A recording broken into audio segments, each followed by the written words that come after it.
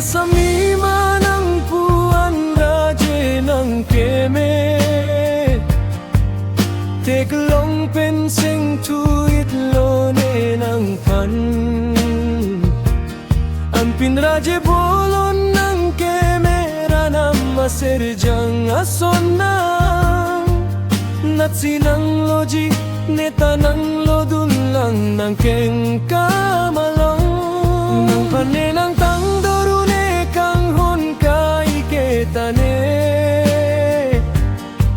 Nang lotilo ng chere dun tu pirbi meme non malo Som dun pamenang ji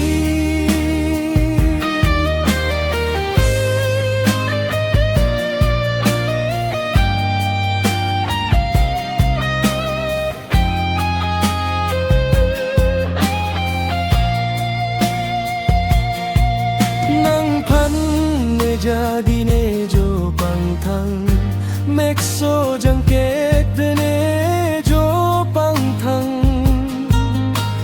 man sinang ne dung bang pen I love you punang puji ne kai keloti nang cholang kang honta nang phan pajir ji puta ka jadi chong hong de ji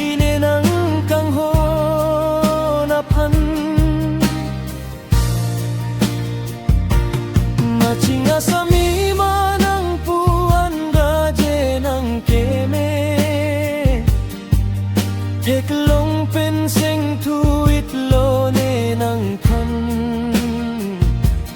Ampin radye bolon ng kemera na maserjang asonang Natsinang loji neta ng lodun lang ng king kamalong Nang paninang tangdorune kang hon kai ketane Nang lotilo ng chere dun tu pirbi meme non malom Som dun pamenang ji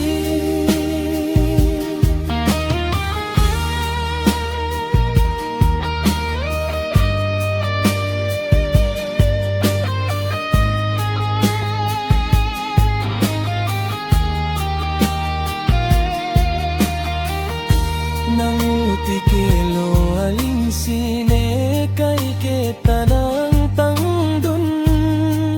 Cari bon tanang chini bon nang nepan Nang penle kai kedo jui rap long ason tene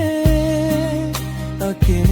mangkleng sintumir pen nang pan kang hon nang jipinione kang honang tirbine along akari ke nenang hello nenang penakaprek ne jadi dam ne vangon nang ne dungone kaching hon ay abang macing asami manang puan radye ng keme Teklong penseng tuit lone ng pan Ampin radye bolon ng kemera na maserjang asonang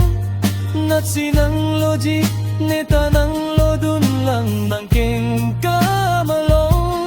Nang paninang